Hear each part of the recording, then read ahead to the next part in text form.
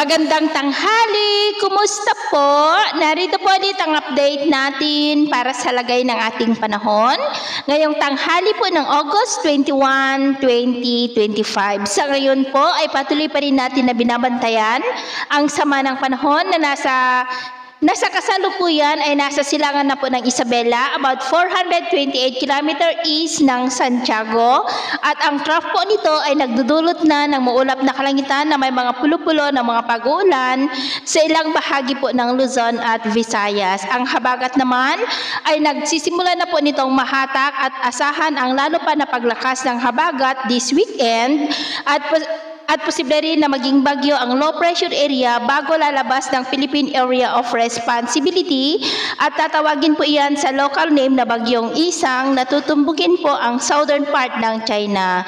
Bukas ay posible na tawirin na niya ang northern part ng Northern Luzon at sa ating long range forecast, maliban sa sama ng panahon na ating binabantayan ngayon ay may nagbabanta pa na isang sama ng panahon na maaari na papasok sa Philippine Area of Responsibility bago po matapos ang buwan na ito.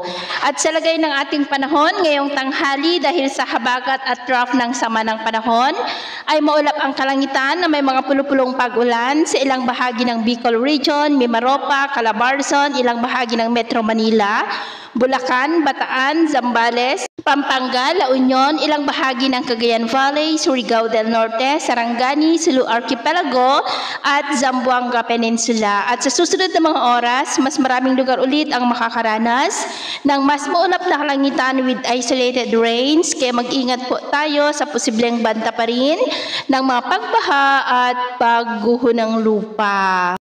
At sa atin naman pong mga baybayin, wala naman po tayong nakataas na namang gale warning signals, pero iba yung pag-iingat lamang po kung papalaot tayo para po mas makaiwas sa mga sakunang pangkaragatan.